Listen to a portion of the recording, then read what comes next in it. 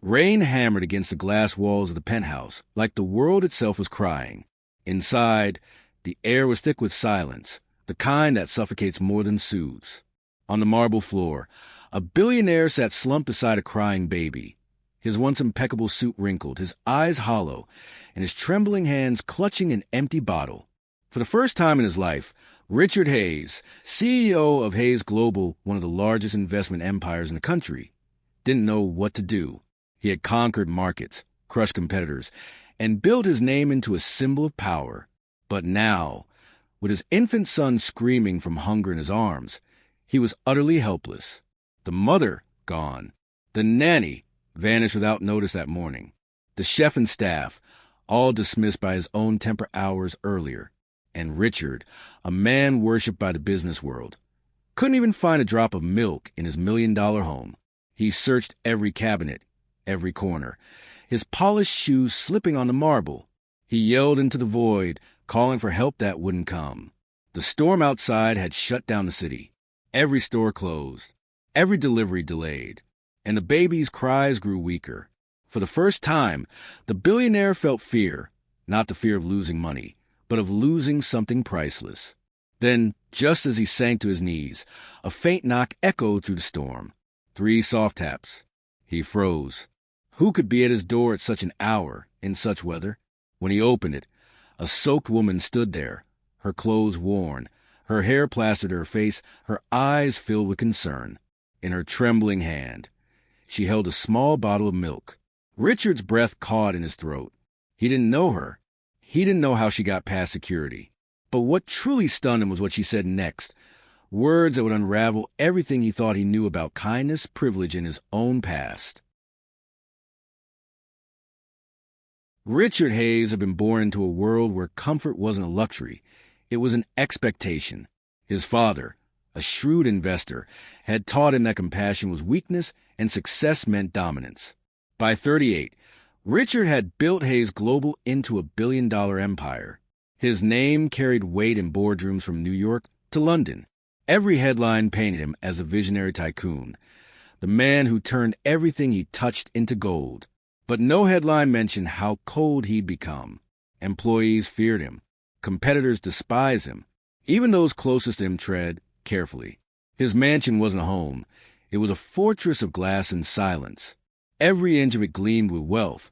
Italian marble, chandeliers worth more than most people's homes, private elevators, imported art.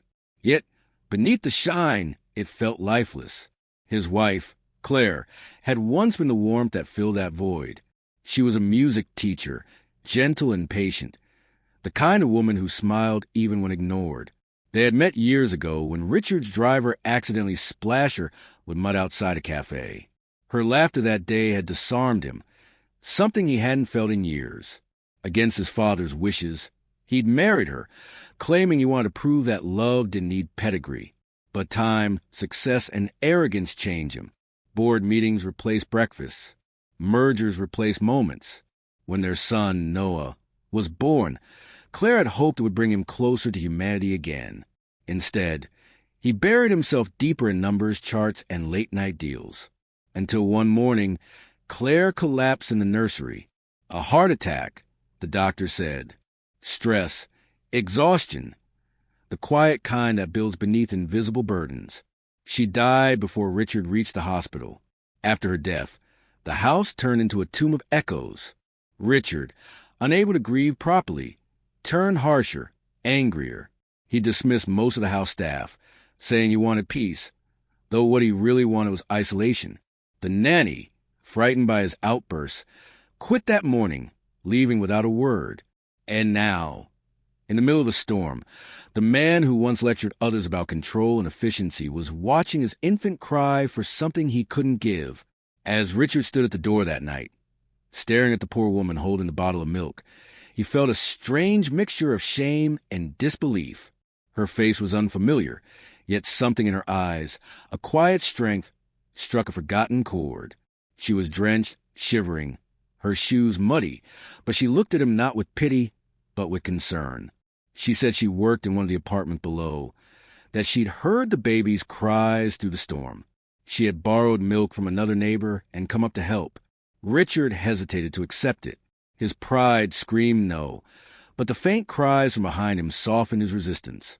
He took the bottle, muttered a quiet thanks, and shut the door. As he fed Noah, the baby calmed almost instantly. Relief flooded him, but was accompanied by something else, a deep, aching guilt. For all his billions, he hadn't been able to provide something as simple as milk. When the storm subsided, he found himself looking out over the city skyline. The following morning, the storm had passed, but the air still carried its aftermath, a strange stillness that clung to everything. Sunlight filtered weakly through the glass walls of the penthouse, revealing a scene that felt almost foreign. Toys scattered on the carpet, an unfinished bottle on the counter, and Richard Hayes, the man known for his polished composure, pacing in disheveled clothes. He had barely slept. Every time he closed his eyes, he saw that woman standing at his door, soaked, trembling, and holding hope in her hand. He didn't know why her image haunted him. Perhaps it was guilt, perhaps curiosity, or maybe, for the first time in his life, he had been humbled by someone he would have never noticed otherwise. He called building management, asked for tenant records, described her appearance. They hesitated. Privacy policies, they said, but few people ever refused Richard Hayes. Within hours, he had her name, Maria Lopez, resident of the maintenance quarters on the ground floor. He took the private elevator down, a place he hadn't been in years. The lower levels of the building were starkly different from the upper floors.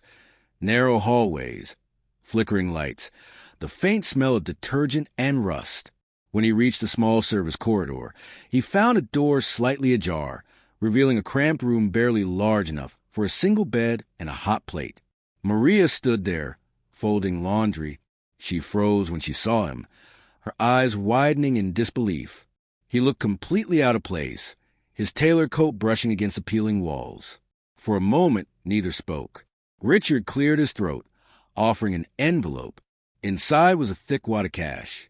"For last night," he said, his voice brittle. Maria shook her head, refusing.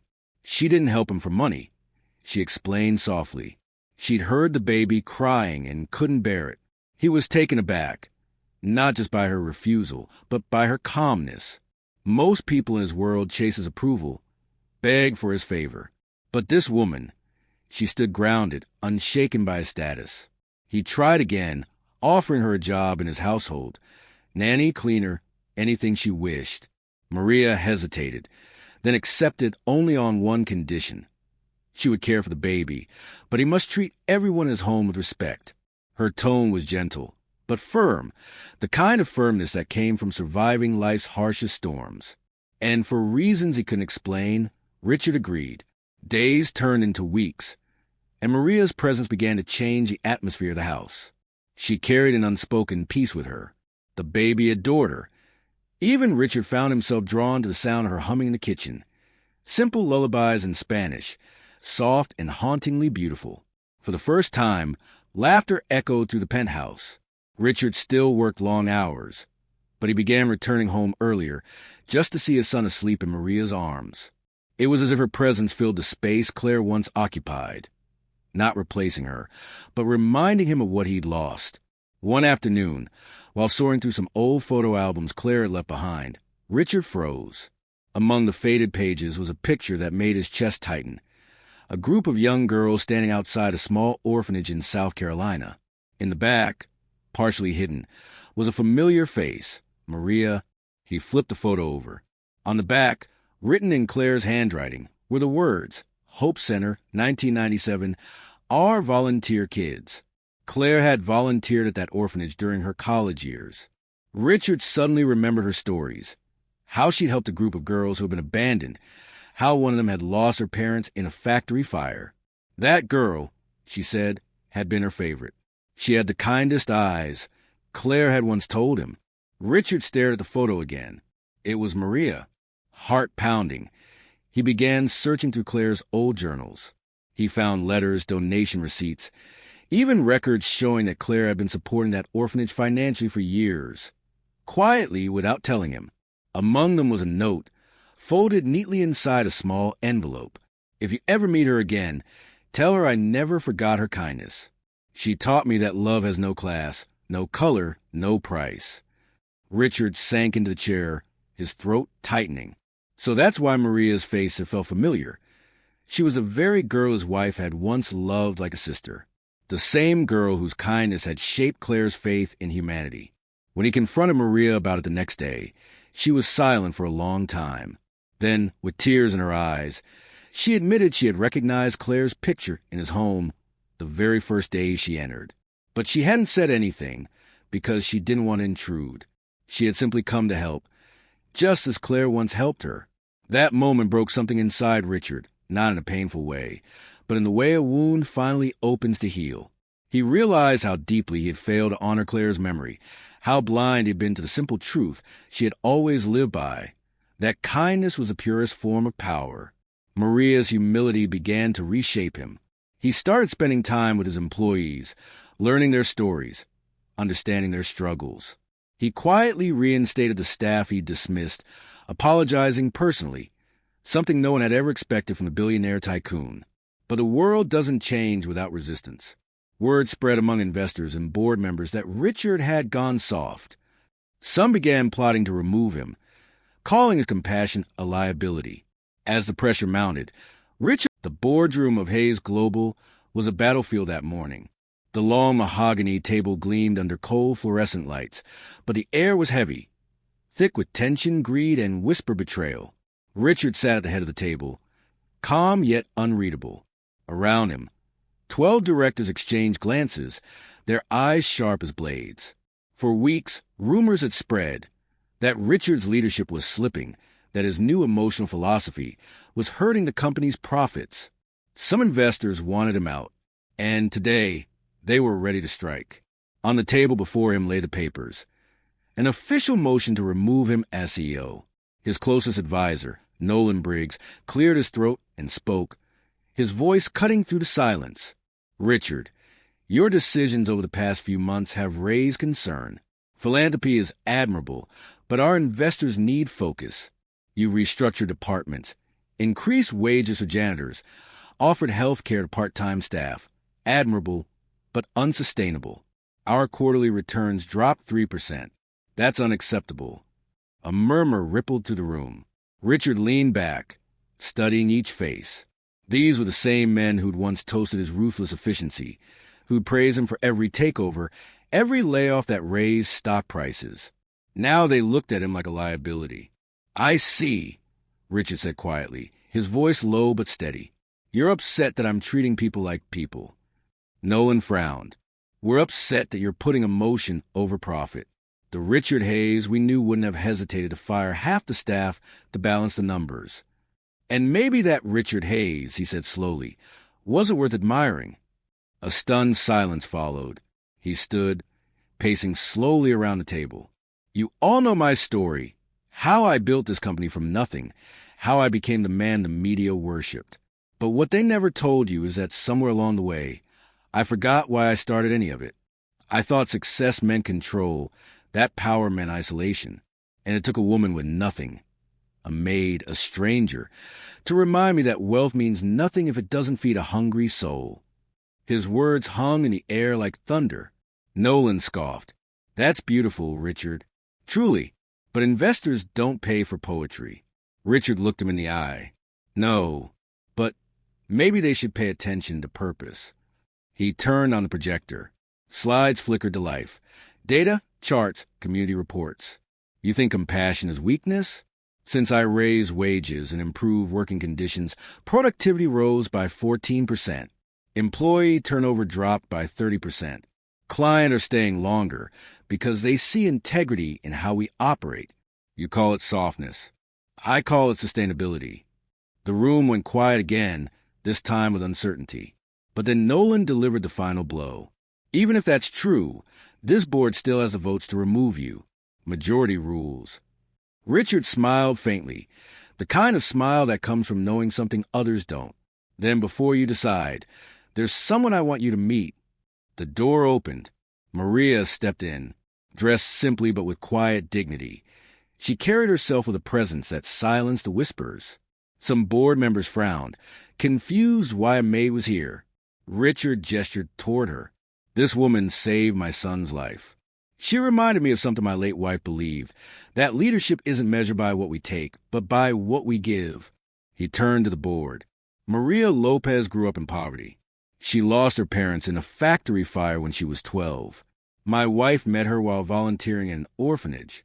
That girl's kindness inspired her to believe in change, a belief that fueled everything I built, even if I forgot it for a while. He paused, his gaze sharp now. That same factory that killed her parents. It was owned by Hayes Global long before I took over. And when I discovered the files, I realized that our company's negligence had caused those deaths.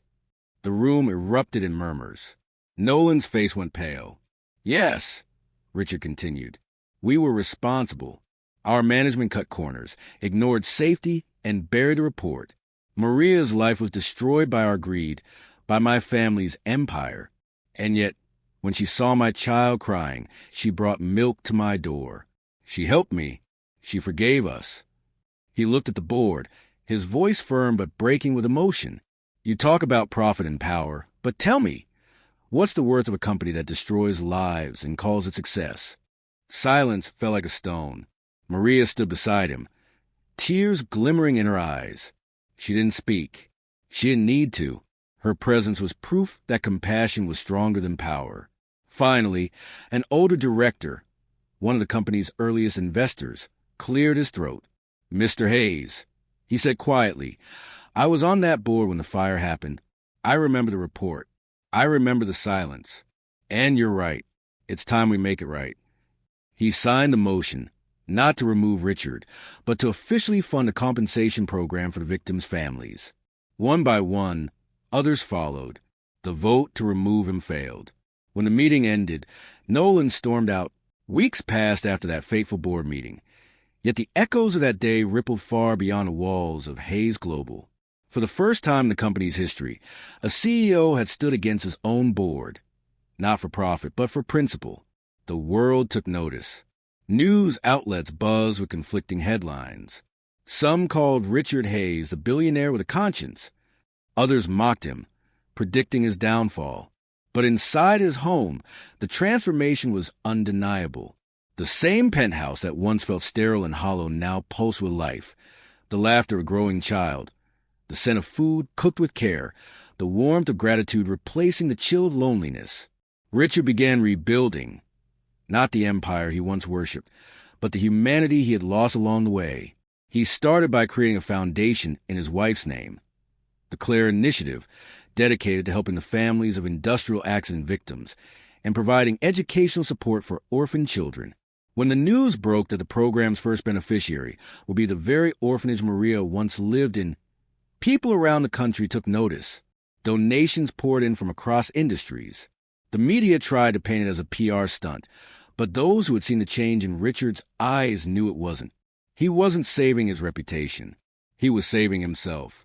At home, Noah grew fast. The boy had his mother's eyes, bright, curious, gentle. And Maria became more than just a caretaker. She was family. She taught Noah to be kind, to say thank you, to help those with less. Richard often found himself standing silently at the doorway, watching her hum lullabies that once echoed to the orphanage walls. One evening, while putting Noah to bed, he found Maria sitting quietly on the balcony, staring at the skyline. The city lights reflected in her eyes like distant stars. She looked peaceful, but there was a quiet ache beneath her calm. He stepped beside her. You could have hated me, he said softly. You had every right to. My family took so much from you. Maria shook her head. Hate doesn't heal, Mr. Hayes. Forgiveness does. I forgave a long time ago, not for you, but for myself. Carrying anger is heavy. I needed to live free. Her words sank deep into him. Over time, their conversations became his greatest lessons.